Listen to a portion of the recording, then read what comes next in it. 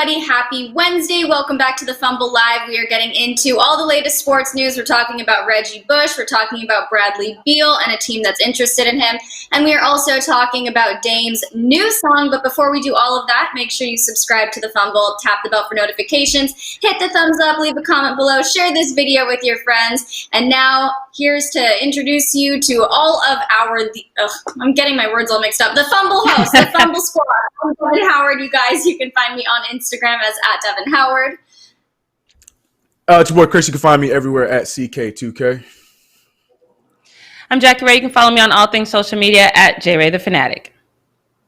Happy Hump Day, everyone. It's Britt Johnson. You can follow me on all social media at IamBrittJohnson. All right, so like I mentioned before, today we're going to be getting into some news about Reggie Bush, Dame's new song, and Bradley Beal. But what's coming up for you in the post-up, Chris? Post-up, we got a couple of jobs. We got one that's getting up and one that is being told to play football. We also have, we're going to continue this Pau Gasol conversation. I got some for Britt. And then we also got some Damian Lillard. No, you shouldn't be nervous. It just I got some revenge after you tried calling me out last time we had this Pau Gasol conversation. Oh, great. But great. That's okay. And then Jackie, what are we not going to do today? We're not going to embarrass me, Rudy Gobert. That's what we're not going to do. And then we're also going to talk about people who spend way too much money. All right. And Britt, do you want to give us any hints about Britt's takes, or are we convinced that that's going to censor the end of the show? Yeah, I'm not trying to get cut off the internet again, so I'm going to just keep it real quiet, but I want to know what you guys think I'm going to be talking about in the comments. Let us know what you guys think Britt's takes will be about today. See if anybody guesses correctly. Okay, well, let's jump into the need to know news, you guys. Let's talk about Reggie Bush. So USC has ended their disassociation with Reggie Bush after 10 years following the expiration of the NCAA mandate. USC President Carol L. Folt sent Reggie a letter saying that, quote, all restrictions and prohibitions on your involvement in our athletics program are officially removed, and you will be afforded the privileges and courtesies extended to all Trojan football alumni. Reggie said, quote, I've dreamed of this day for 10 plus years. I'm excited to come home. So obviously we all know Reggie was banned from USC back in 2010 after an NCAA investigation determined that he received improper benefits during his time at the university. After all of that was discovered, USC lost scholarships and was stripped of the 2004 national championship.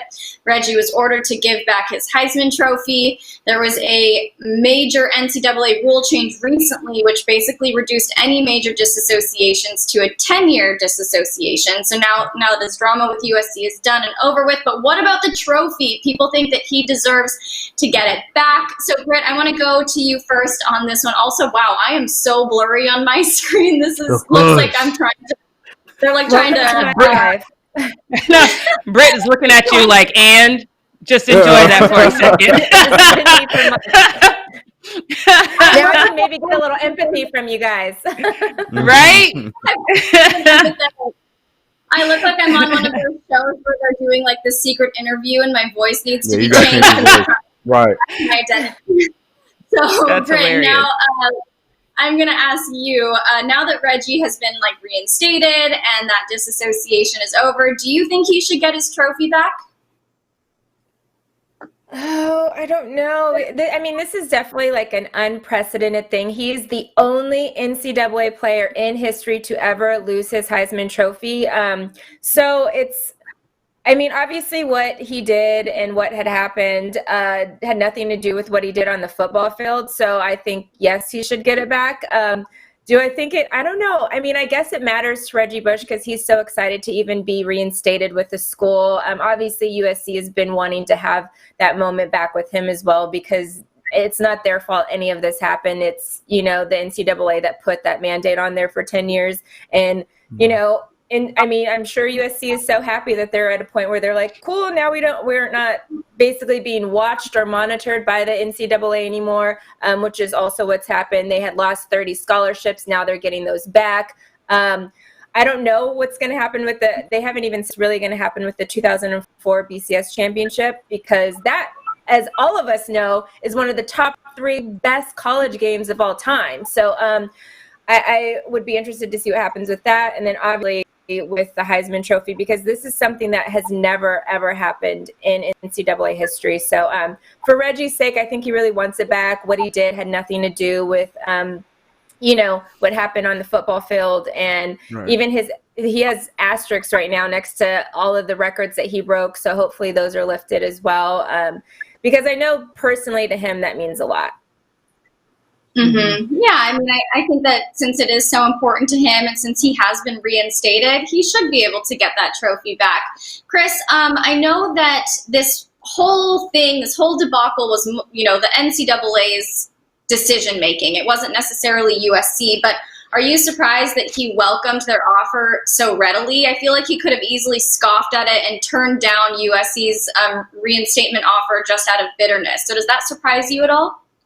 No, I think because, like he said in the quote, that was just his true emotion. Like, he was genuinely hurt by them taking pretty much his name out of anything that he had done at his time at USC. I think that was something that generally was important to him. And he's happy to be back, and he's happy to be able to go back and talk to whoever comes in next and be able to do those things that he couldn't do in the past. And yeah, I'm hoping that he's able to get these records back and the trophy, because like Britt said, that all the stuff that was being investigated really didn't have anything to do with anything on the field. So I hope that also is the next step, and he's able to get that stuff back. So, but yeah, no, I'm not surprised. Yeah, and that was his best football. Reggie Bush's best football was played in college. So obviously he's going to want all of those moments back. Yep. Mm-hmm. Well, Britt, you brought up a good point about that national championship game and, whether or not that win would be given back to them. So, Jackie, my question for you was actually going to be, what do you think will happen with that? I think he should get it all back. Even when it went down, I was kind of like, okay, yeah, what he did was wrong or whatever. But let's just be honest. It probably happens a lot more than what we think. He just got caught, for whatever reason.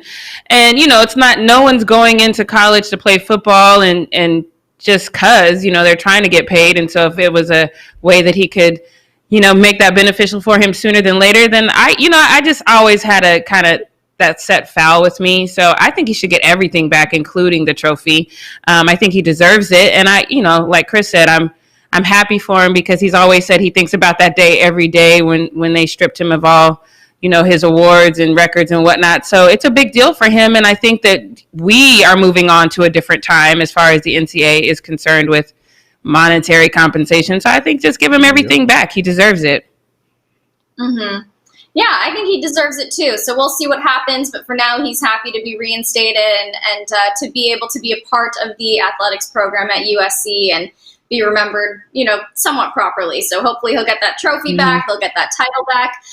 For now, let's get into Dame. So he just released a new song, kind of following in the Ball brothers' footsteps.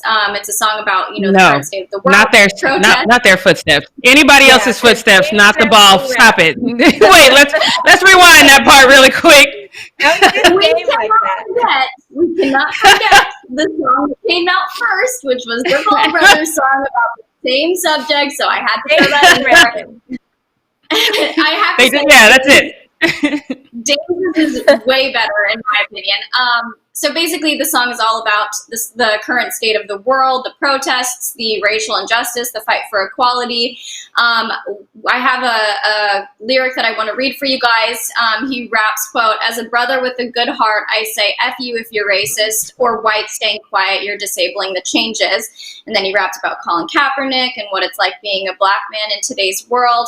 And over the last, week and a half, we've seen him be very involved in the protests. He's been outspoken on Twitter. A few days ago, he actually tweeted, "If you attack the police, then they have the right/reason to arrest you. But when the police attack you, then you have the right to lay down and beg for your life." So just drawing attention to the, the different ways that people are allowed to react to one another just based on their job title or the uniform that they're wearing. So Jackie, I want to ask you, do you feel like this is a more effective way for Dame to use his platform rather than, posting stories or tweeting or, posting an Instagram picture? I'm not going to say it's more effective as much as I'll say it's different because it'll reach a different audience. His lyrics, I mean, we all know that Dame can rap. That's no new information, but you can hear the passion in his voice in this song. You can hear that he's coming from a very personal space. So, I mean, I think it's like the difference between an Instagram post and an Instagram story. It's, it's not, I don't know if one is more impactful than the other versus some people just only look at my story. Some people only look at my posts. It's just a different way. And I just think that musically speaking, since you so eloquently said he was following in the footsteps of the Ball brothers, I think he had to make this song because we needed a good one on this topic. And we needed someone who could relate and someone who can, even in his lyrics, you can, like I said, he can feel what he's talking about versus kind of just trying to say good try. So yeah, this is dope. I knew you guys would not like hearing that, but we had to acknowledge the Ball brothers song first. We did not so have to acknowledge that. Even a little bit did we have to mention that. I felt like it needed to be mentioned. Okay, so we've established none of us liked the Ball brothers song. The message was good, but the song itself was really not. What do you think, Britt, about Dame's new track? Do you like it? Is this something that you would put on?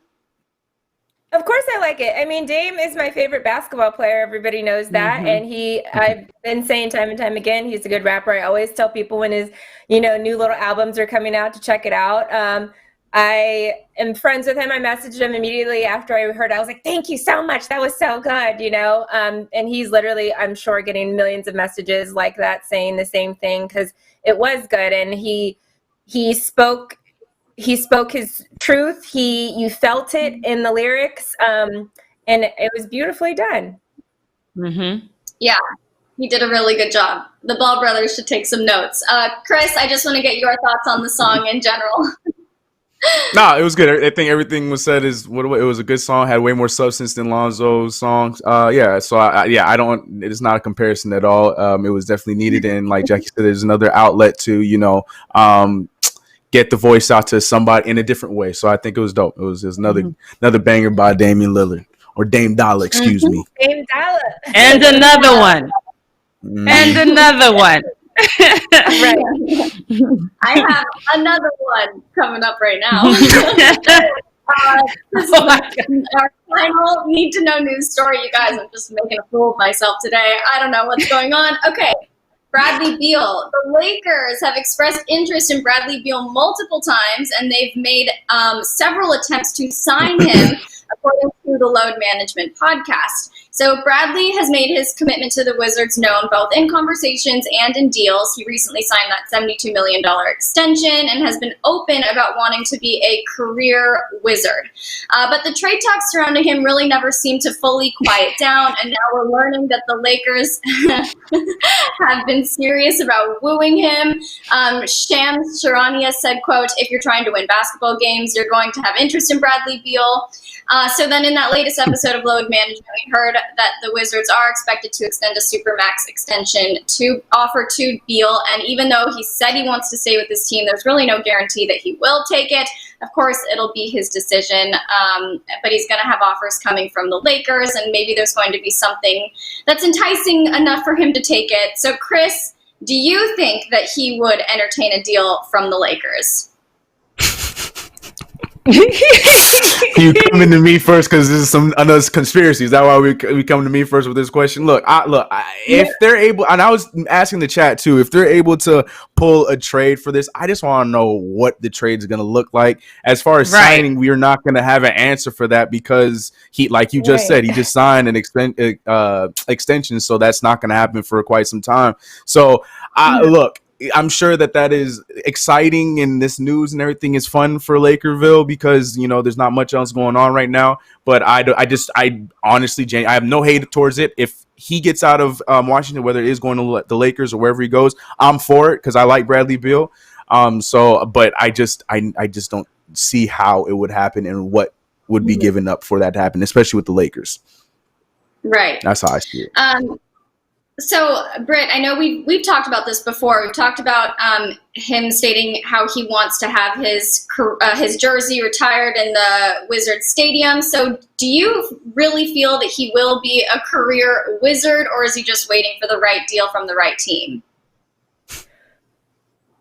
I think it's the bet. I mean, I feel like he could stay with the Wizards. As far as like everything, he can't entertain a deal because he's still under contract with the Wizards until 2021. So there's no way that he would be able to get out of that. If he is traded, that's part of what the Wizards decide with another team, and he has like no decision making in that. But let's look at his salary right now. He has to be paid $28 million this upcoming year. If you want to look at the Lakers, they have two guys with max contracts. LeBron James getting 37 mil, Anthony Davis getting 27 mil, and then you have Danny Green, who some people say is overpaid at $15 million. They can't do it this year. Obviously, in 2021, every team's cap is actually going to increase because that's part of the new deal, and they're all increased at that time. At that time, even Bradley Beal, if they offer that supermax contract with him with the Wizards, he can get way more money. And we all know that the NBA resides in the world of softs, and a soft cap basically says that whoever has that team, whatever player it is, if another team offers that player a contract, you can match that even if it goes over your cap because you already have the rights to the player. So the Wizards really have the best. They're sitting in the best place right now because I'm sure at this point, because Bradley Beal's already said he wants to stay a Wizard, and because of the new contracts that are going to be allowed in the new cap space that's going to be allowed next year, they can and are the only team that can offer him the most amount of money. So when it comes to money-wise, he's going to want to stay with the Wizards. And when it comes to like him just already saying he wants to stay a Wizard, he's probably going to stay there. So I really don't think it's going to happen. Again, anything could happen by 2021 when he's a free agent. But I think everything's perfectly set up for him to stay with the Wizards. And because he's already expressed that it's easy for them to just even offer the Supermax this year. Once off season starts, because they will be able to give him a lot more money in the coming years because of the new deal that the NBA has with the salary caps being extended. So I think he'll sign this off season a supermax contract that'll keep him with the Wizards for probably the remainder of his good years left that he has in the NBA at least. Well, so Jackie, just hypothetically, say the Lakers were able to come up with an offer that was attractive enough for Bradley in 2021. Do you think that he'd be a good fit on the team? Theoretically, yes. My issue with Bradley Beal is obviously not, his scoring ability, but it's the fact that he mentally said, I want to stay a Wizard, knowing how that organization is. And so, one of the things that I always said about Lonzo was I thought Lonzo would be successful somewhere else, but the lights shine a little too brightly here. And if you're content being a big fish in a very, very small pond that has no streams going through it, like no chances of even getting out, like if that's where you're content in being, I just don't mentally know if LA is the place for you. And I just don't know if he would succeed here because of I have issues with his mental state. If he really, really wants to retire a Wizard, that's a whole nother conversation. So I don't know if he would be a good fit because I just don't know how he would do under the pressure. It's different here. Yeah. And he wants to lead a team. So he's definitely going to be third string when he comes to the Lakers. Yeah, that's true. Yep. All right, you guys. Well, that wraps up Need to Know News. So, Chris, what's going on in the world of social media? Yes, it's time for Post Up with your boy Chris, Quarantine Edition. And yes, we are going to be starting off with a pair of jaws. But the first jaw is Ja Morant. There's video of him working out not too long ago with some familiar faces. But no one cares about that because everybody cares about this dunk and how high Ja Morant got. Can we get that dunk, please? Watch his head. Watch his head. Hello? Hello? Now, let me tell you something. If y'all didn't get that the first time, I got a picture for you guys to see exactly how high his head was. He was looking down the net like he was Vince Carter. Can we get that picture, please? We should have the. Hopefully, I sent the picture. There's no picture. I guess there's no picture, but either way, look. First of all, look and see how happy he is. But anyways, he got super high to the point where there it is. Oh, there we go. He's trying to rewind it. No, hold on. They was trying to help us out. I guess there's no picture in there. That's on me. Anyway, just look at it one more time. This is how high he is. Look how high he is. That is ridiculous. This kid who is probably barely weighs more than I weigh. He's a little bit taller than me, and he's out there doing things like that. This guy is out of his mind. We gotta remember he is a rookie. I'm sorry. I know we have a Zion Williamson rookie of the year person in our. This is our rookie right here. I'm just putting that out there, and I just want to show some love to John Morant for that. He was even excited about that when he saw when people were posting that online. But like I said, from one Ja, we go to another Ja, and this time we're talking about big boy Jazier. Now, people know him because of the picture of him standing next to LeBron James, and LeBron James looking up to talk to him. You know him because he was teammates with Bronny. You might know him more recently because he's been hanging out with Mikey Williams because he plays AAU with Mikey Williams as well with the Strive for Greatness team. But in his recent workout, he was talking about and joking about talking about he's getting ready to be a point guard and he's training to be a point guard and stuff like that. And some people were taking that a little too serious and they didn't like no, get your big behind in the paint and stuff like that. But AJ Brown of the Titans has a different idea for Big Ja. He's thinking that he needs to stop playing basketball altogether and go to football. He tweeted out this tweet saying, "Big boy, your hand belong in the ground making millions." Basically saying that he should be either a defensive lineman or an offensive lineman. And that's a fair take. I think it's cool because he's a big guy. I get that, blah, blah, blah. But Alvin Kamara, I think I agree more with Alvin Kamara on this one when Alvin Kamara responded to that tweet saying, "Hell no. Develop the 3-pointer partner money," and with the money bags emoji, knowing that there's a little bit more money in the NBA if all things go right with Ja. Either way, I think Ja is going to be fun to watch. I look, there's still so much time to tell on if he is going to be a standout player at the next level. He is good for his size, and we'll just have to keep seeing what's going on next in this young guy's career. But he is getting some buzz, and I would love to see him run point guard next season in high school, as well as playing AAU with Mikey Williams and saying, "No, Mikey, I got this," and him running point guard out there doing the Shaq under the legs kind of stuff. I think that'd be hilarious.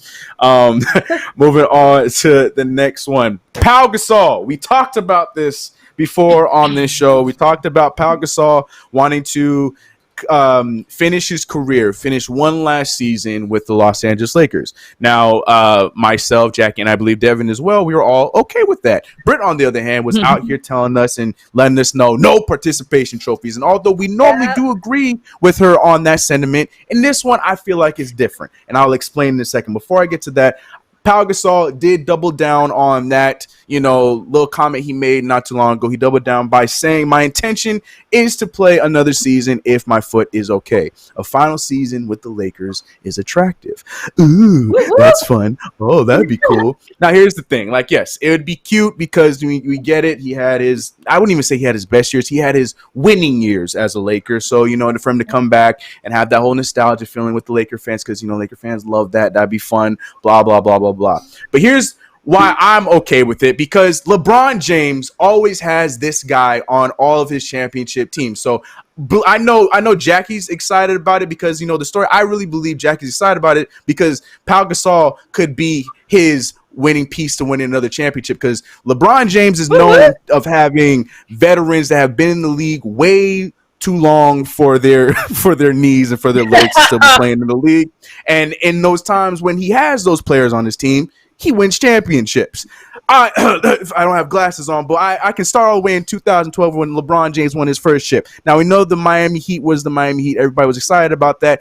But do you remember old man, now coach of the Michigan Wolverines, Juwan Howard, was in his 17th year and saw a total of, I don't know exactly how many minutes, but it was not a lot of minutes in the season, but he saw a total of 0 minutes in the playoff hunt for that championship, and he was on the team at the far end of the bench, high-fiving his team away, knowing that, you know what, I've had my time. I'm just out here trying to get my championship and call it a career. He then went on to be a part of the coaching staff. I'm not done. 2013, Miami Heat went back and they won another championship. And this time they had a ragtag bunch of other veterans that didn't really play too many minutes. But the one I'm going to point out is a name that a lot of you guys should remember and a lot of you should know, in Rashard Lewis. You remember Rashard Lewis? At first, people were excited about this signing. People were like, yo, Rashard Lewis is going to be that stretch that LeBron needs. Yeah, it was good in the season. The playoffs, he didn't play much at all. And again, he was on the latter end of his career. After that championship, Rashard Lewis had retired as well.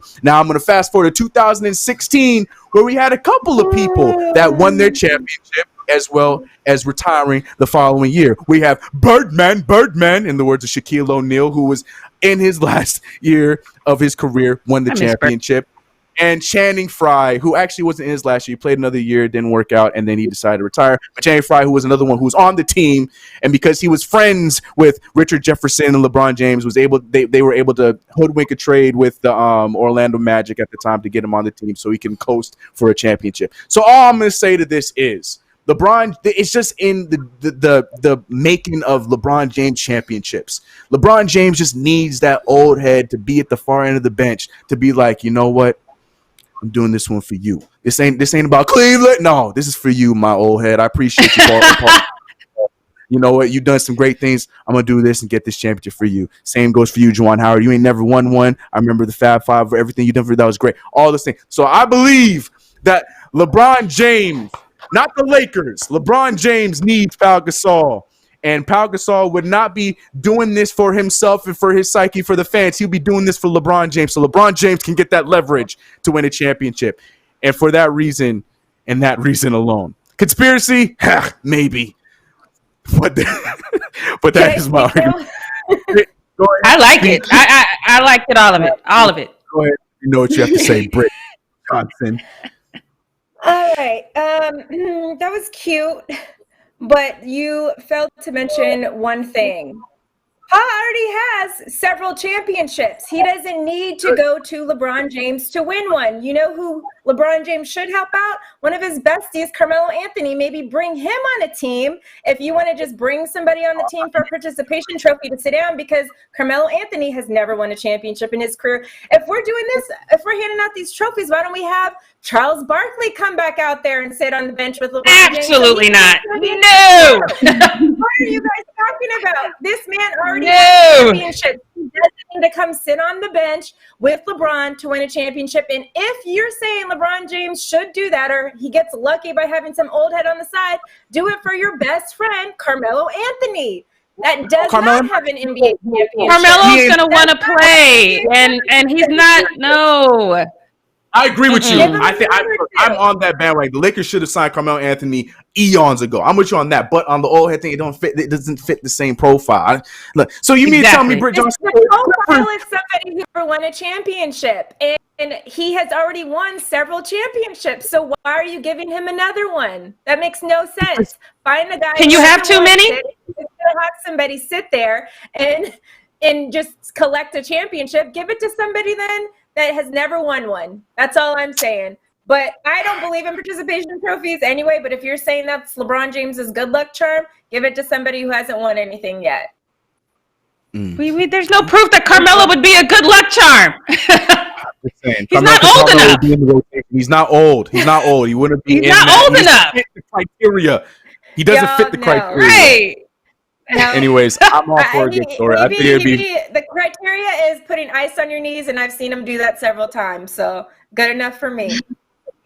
Hey, I mean, it's either ice or it's either those robotic knee braces that your boy Kawhi puts on his knees. They do the same thing. It's for the healing of the knees. Kawhi. No, look, hey, Kawhi I'm with you on so he don't need to say that. He cool. Go ahead. Yeah, right. You're right. No, I'm with you on the participation. All jokes aside, yeah, I'm with you on this. I just think for the story of it, whatever, let it happen. Lakers fans get whatever gets Laker fans going. Let them have Pau Gasol. If they really feel like there's nobody else if they're gonna get somebody that's gonna be on that rotation anyways, that's not even gonna play, then fine, give it to Pau Gasol and let him sit at the end of the bench and get the applause every now and then when he checks in. I have no problem with it. I do have a problem with them putting 88 on that Photoshop when no one is wearing his number 16. Let him get his 16 back, okay? I don't know who Photoshopped that, but come on, respect the man, give him his 16. The intern. Yeah, intern again, right. Moving on to this next one. Michael Jordan gets a lot of credit for something he absolutely had nothing to do with. I saw Michael Jordan trending yesterday, and I saw Michael Jordan, big fish, catches fish, all this stuff. So my brain's thinking, yo, MJ out here he just continued to just show he GOAT worthy, like he's doing his thing. And then when I finally see the video, this man popping up from wherever he was in his yacht with his cigar in his mouth to watch his team. I was like, yo, stop. Anyways, that being said, it is still pretty dope that MJ and his team and his crew went out there and caught this damn 400. Let me get the exact weight on this boy. This 442-pound blue marlin. That is insane. That is we're approaching Jaws territory. When you see look at MJ proud, look at my boys. Look at the size of this thing. No, that is a shark or a whale. That is. They didn't throw him back. They didn't throw him back. No, Poor guy. I don't think. Yeah, I don't think that's. They're eating for years, right there. Well, I mean, that thing could feed the whole Hornets. That whole thing could feed Michael's whole team, the Charlotte Hornets, man. I don't know. But, man, I'm just upset. I was disappointed because I saw him trending, and I thought I was going to see, MJ, sitting on the boat, reeling the thing like in the move, like in Jaws, like the end of Jaws, reeling it in and trying to do something crazy. Then when I watched the video to see this man come from the shadows, cigar in mouth, I was like, this man didn't do a damn thing, did he? But anyway, that's the American way. So, make somebody else do the work. Hey, go ahead. Well, you know what? Look, you're right. What all the old white guys do. He's just that's what the roles. That's what I just said. I am all here for right. it. Yes, you are 100% correct on that one, and I'm here for it. So moving on to the next one. So shout out to y'all. Get your 442-pound blue marlin. On to the next one. We talked about Damian Lillard and his song, which was dope, but Damian Lillard wasn't done there because he still got some work. He clapped back so hard that he made the person that was trying to be sly with him delete their tweet. That's when you got under somebody's skin for real. Now, Damian, first we talked about on this show many times about Damian Lillard, and before knowing what the proposal was to end off the season before going to the playoffs, Damian Lillard was not a fan of coming back to play games if they were meaningless, and it didn't mean that there was any chance for his team to fight and get in the playoffs. And, we had our opinions on that. And I think that was a fair complaint to have. But now we know that his team does, in fact, have a chance. They're going to have the play-in tournament. He has a chance to get into that top 16 and possibly get to the playoffs. But this fan right here, I think he kind of missed everything that Damian Lillard was trying to say when he made the comments that he made, because he tweeted at Damian Lillard saying, "I'm confused. He didn't want to play in the season if his team wasn't in the playoffs due to safety, but he is marching in the streets with thousands of people taking off his mask." Ugh. I added that because that's just how I read the tweet. Well, Damian Lillard saw this tweet. It was in his sights. there was a lot of responses, but this tweet was in his sights, and for the right reason, because Damian Lillard's response was so. It wasn't even like it wasn't anything salty. It wasn't even anything crucial. He just hit him with the facts to the point where my man Joe had to delete his whole tweet. But Damian Lillard responded saying, "Don't be confused. I didn't want to play if I didn't have a chance to make the playoffs. Safety was always a part of the risk. So if I'll risk my safety for a game, I'm for damn sure gonna risk it for my people." You still confused, Joe? Joe, so I guess he ain't that confused because he deleted the tweet and he moved on, and he probably went back. I know that's right. Off with.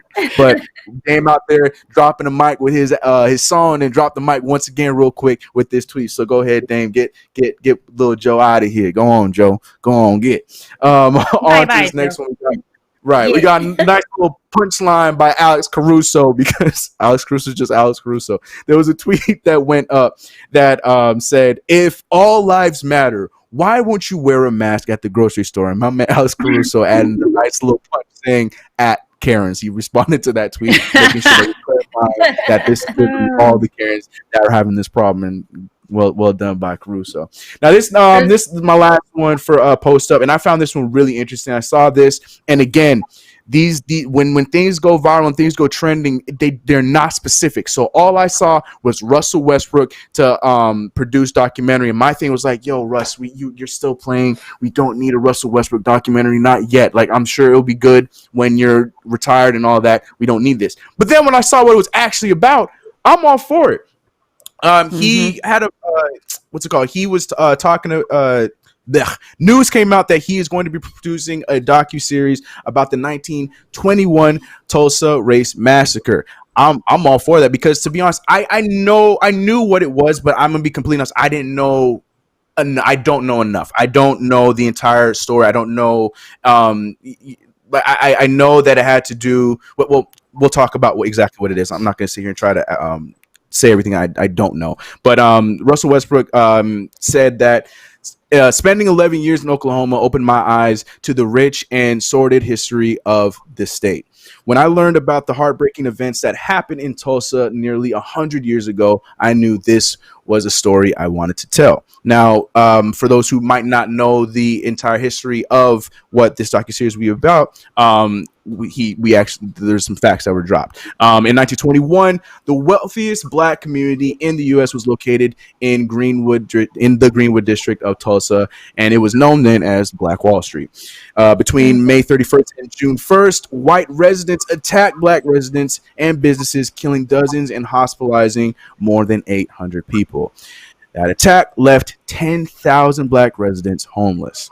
Now, as far as I knew, I knew that was the Black Wall Street at the time, and I knew that was the cause for a lot of homelessness, but I didn't know the numbers. To see 10,000, see that many people that are killed, like, this is something that I definitely am seeing. I think this is a great project for him to put his money on, and I'm looking forward to seeing that. No date on when. I'm sure that this was just a decision that was probably just finalized, and now they're going to probably go into making that docuseries now. But I'm for this. I'm all for this, and I love seeing that, players are going out here and they're using their money in ways to educate folks like us in situations like this that many people probably have already forgotten, because this was in 1921. Probably people also don't even know about this in Oklahoma that know enough about this. So shout out to Russell Westbrook on this. I'm looking forward to that. But on that note, that's it for me on Post Up. All right. Thank you, Chris. I think that's a great idea for Russell to do that and to make a documentary about this historical moment as opposed to about himself or whatever. So I'm excited to see that too. Now, Jackie, can you tell us what we're not going to do today? What we not going to do? Girl, I was waiting for the song. So yeah. Now I'm ready. Wait, are you going to do it? Okay, Jackie. What we not gonna do, yes. Oh, I got a yes. Okay. All right. Look, you guys. So what we not gonna do is make a fool out of your girl. So check the receipts. I know you guys remember how hard I co-signed for Rudy Gobert. I said we did him wrong when we shamed him for spreading the coronavirus. I said it was probably Donovan Mitchell who did it, and now Rudy Gobert out here just embarrassing me, you guys. Let me just go back to this. Leo, if you could post this tweet from, it all started with Ice Cube, who posted the gentleman who murdered George Floyd, and he said, gang, gang. And then this woman, who has exactly 757 followers, said that David, or whatever his last name is, the main guy who had his knee on George Floyd's neck, his picture doesn't match. It's not the same dude. You would think this would go unnoticed because, like I said, she's just got just over 700 followers. But no, Rudy was like, you know what? I need to shed some light on this. So he retweets it and goes, things that make you question even more things. No, they don't, Rudy. They really don't. People started, nice enough with him. And one user said, why would you do this? Rudy, we love you, but stop. And then one user who clearly loves Rudy the same way I do decided to explain it a little bit and said, sunglasses, they tend to push up the ears and, look at the man's nose. And Rudy was like, nope, right. I'm looking at the nose. It don't match. The forehead don't either, but it could be Photoshopped. And so the guy is like, okay, let me explain this a little bit further. It could be Photoshopped because they flipped it. The badge is on the other side. He's basically trying to help Rudy save face. Rudy was like, it's just a random thought. I don't know what's true and what's not true. All I'm saying is it made me question if it's the same person. Are we still allowed to question things, or does that make us stupid? No, Rudy, it makes you stupid because it's clearly the same guy. And the fact that you didn't just delete it, he was so nice. This chat guy was so nice in trying to help you understand how foolish you look. So, Rudy, what we not going to do is avoid the pandemic and then come out here and with these weird ass conspiracy theories. I need you to stand down. This is embarrassing. I want to move on to the next topic because I co-signed on all your nonsense and I feel stupid Jackie, now. I have a question for you, Jackie. Yes, here it comes. No. Is this one worse than Kyrie saying that the Earth is flat? Like which can I don't know. I will say the flat Earth is the worst. Flat Earth is definitely the worst one, I think. Yeah, I think it's worse than this just questioning the photos here. Flat Earth, I can't even wrap my mind around that. Okay, well look. I don't know. I just need somebody to go. I mean, maybe in Rudy's defense, though, he did have COVID-19. It could have messed with his mental faculties. Maybe we just don't know the long-term effects yet. So I'm still co-signing for you, Rudy.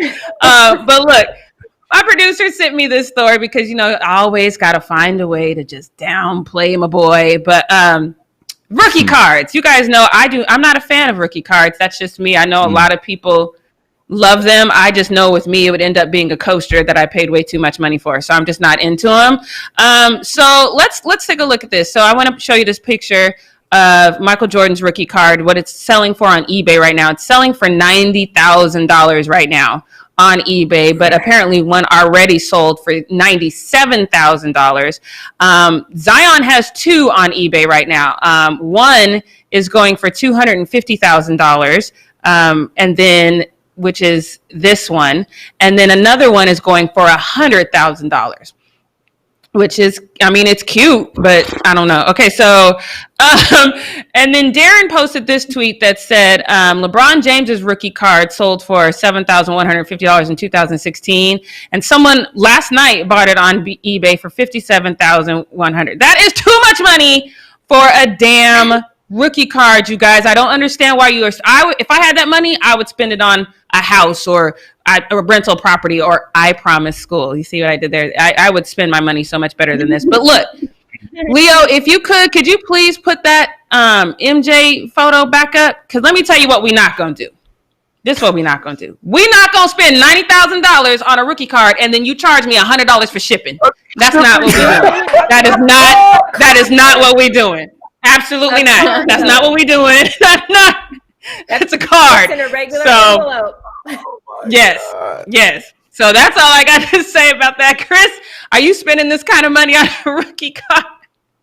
Ever in your life? No, not even a little bit. No. It's not happening. So I hear you got the bass in your voice. So what I need you to do is today for me, since Devin is singing, I need you to put some reverb or some ooh, because now it's time. Okay. Yeah, you gotta put the Mariah in there. Ready? Because now it's the Mariah. So here we go. Because now it's time for Brit's takes. Brit's takes.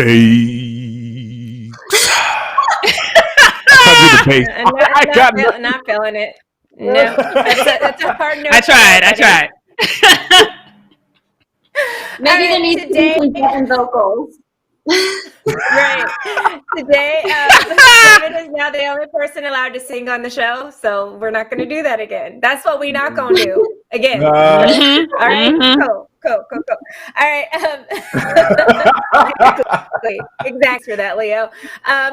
So today we are actually going to be talking about brands versus owners. So Richard Sherman called out Jerry Jones early this morning and other NFL owners saying this: it's not pulling them like it is the rest of the country, because if it was, then they'd speak. Jerry Jones especially has no problem speaking up any other time about anything else, but when it's such a serious issue and he could really make a huge impact on it with a few words, his silence speaks volumes. Now, to be clear, Jerry Jones is the one who hasn't released a statement, as well as many of the other NFL owners on their own platforms.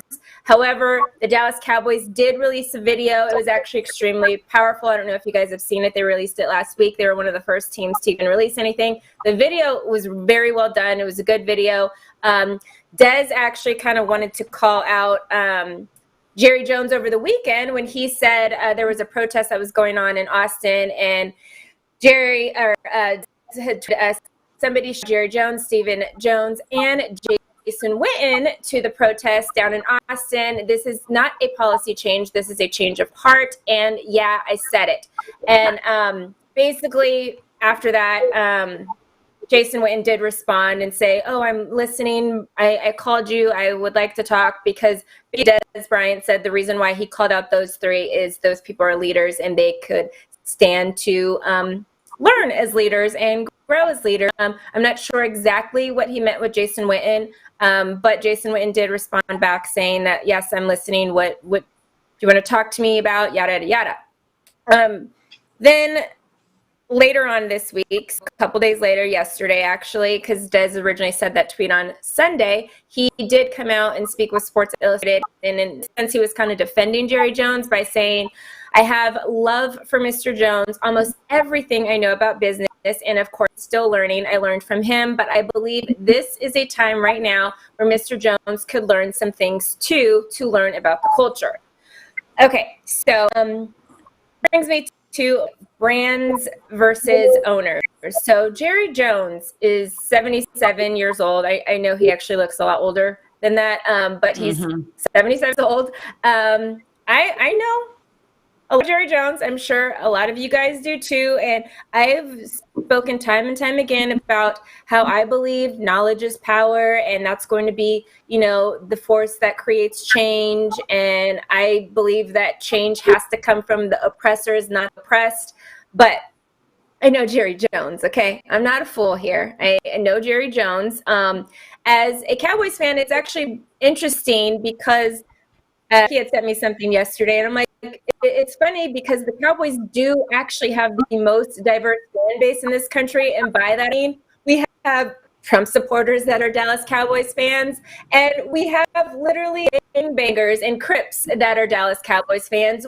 We have the Cowboys fans. We have LeBron James as a Cowboys fan. So we literally have, which is why I guess we are America's team. We have a full range of every kind of religion, belief that you could ever think of. You can go to one tailgate of Cowboys fans and everybody has Make America Great hats on, and you could go to the next and it's like a bunch of black people having a good time barbecuing in front. It's literally the craziest thing going to a Cowboy game or going to a tailgate, because you literally see every range of a type of person, and a lot of other teams aren't like that. If you go to,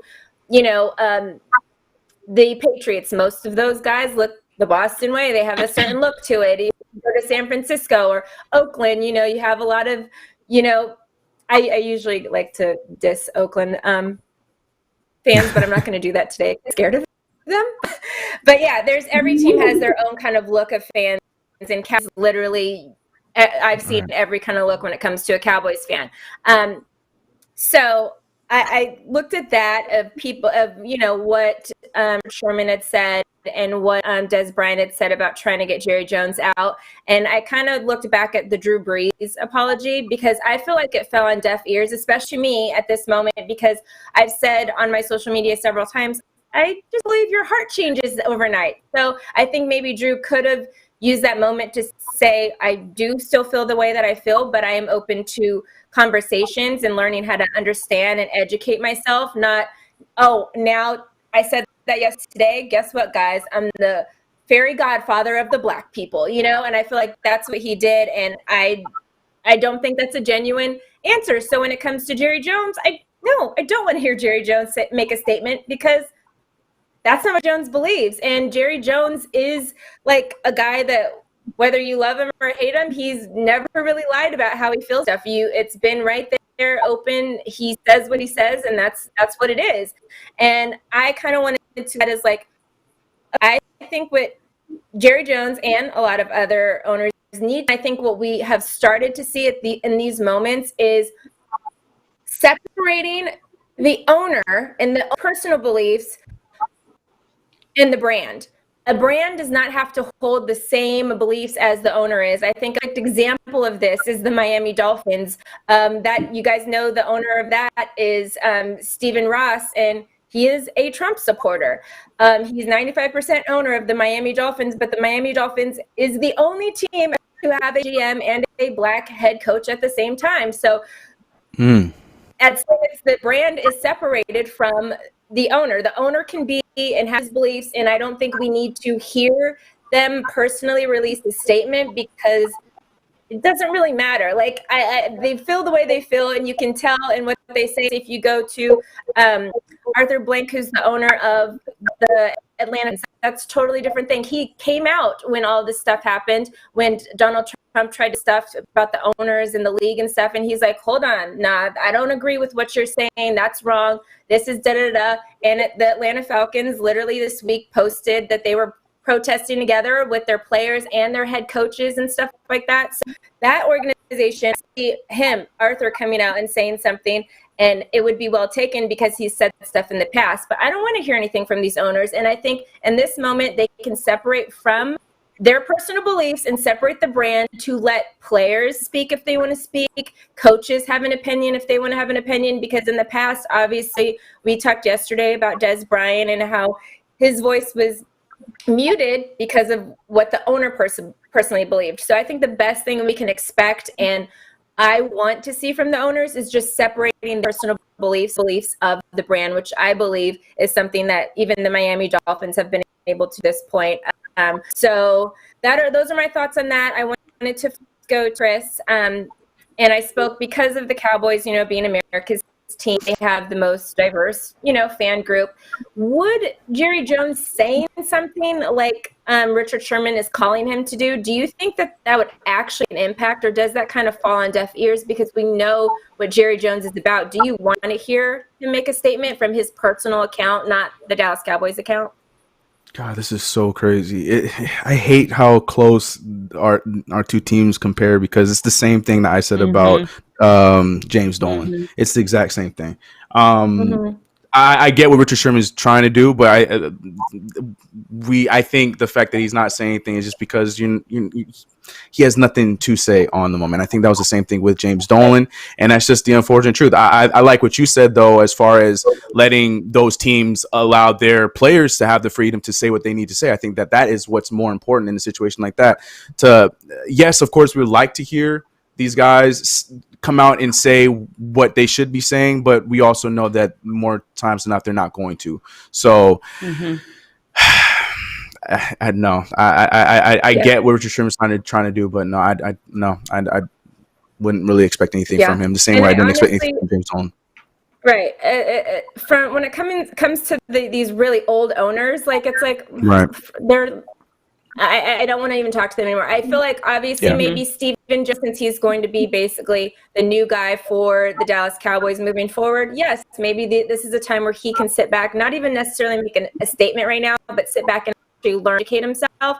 But as far as those really, really old owners are concerned, I don't want to hear from them. It's like I don't want to hear from them anymore. Jackie, my next question is going to be for you. Do you think owners separating the brand from their personal feelings is even something that's possible moving forward? Are you always going to connect whatever the owner believes with whatever the organization is releasing in their statements? So it's funny because we just talked about this on another show I was on. I think that we as a people cannot make the separation. I think because you and I have talked, and like I used to love the Dallas Cowboys, but it's difficult.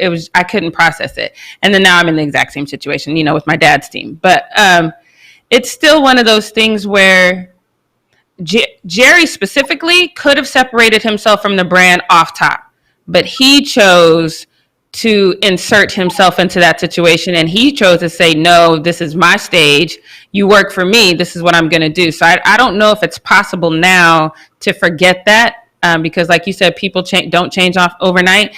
And I don't want to sound like Debbie Downer, but one of the things I've been saying is like, now this is the perfect storm. The reason why we want people to speak out is because people are speaking out. We got Democrats and dashikis and kente cloth, you know what I mean? And it's because it's the thing to do right now. But because this is a perfect storm, people are trapped at home. They're watching this. As soon as this storm passes, though, people are going to return back to who they really are. So I don't want people saying things now that are contrary to who they are. And I don't know if an owner can consistently remove himself from the brand. He should, but then that also requires you to change your belief a little bit. At least requires you to say, you know what?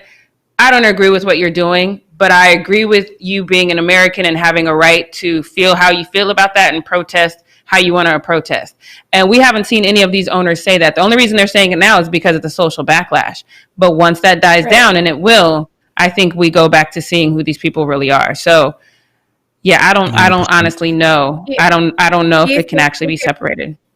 Do you think it was a step in the right direction that the owners kind of decide maybe they don't say something on their platforms, but they allow their team to say stuff, they allowed their players to be a part of stuff? Because obviously a couple years before, we all know Jerry Jones was not having it. None of his players to say anything or to do any kind of thing. And we've seen, Dak in the Cowboys video, and we've seen Ezekiel Elliott in the NFL video, and Cowboys, I don't know if you guys watched their video, it was really powerful and it was really good. Mm-hmm. And it kind of hit all the points and stuff. So do you think that it's a step for Jerry? Like, obviously we're not going to see Jerry Jones become one of, these great owners that we've seen maybe in like Steve Ballmer or somebody like that. But do you think it's a step that at least he is now not silencing his players? And is that something that he, as an owner, maybe he's not going to change his stance or whatever the case is? That something moving forward that you think is possible to happen, where owners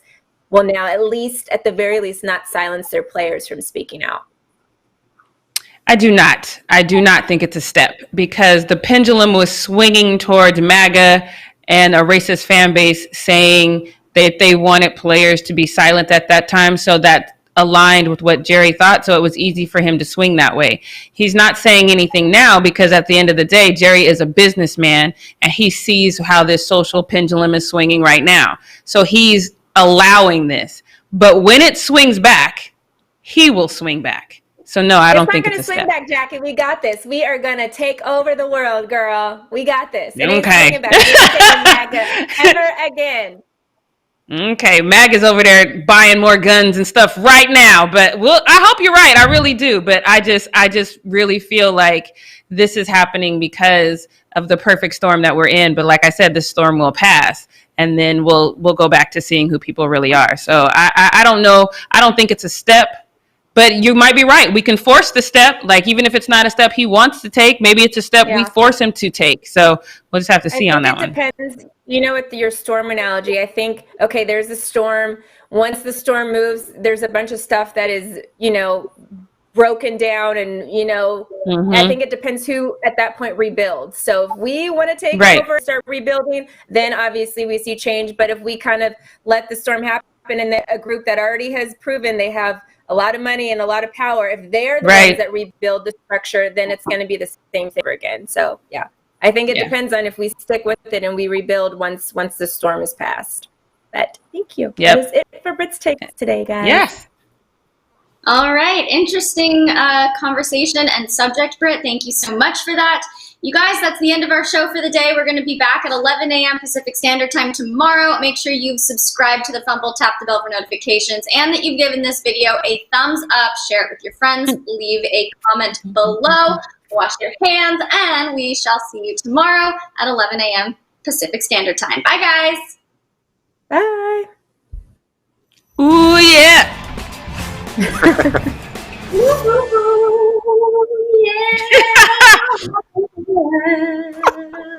Oh, my goodness. They can still hear you.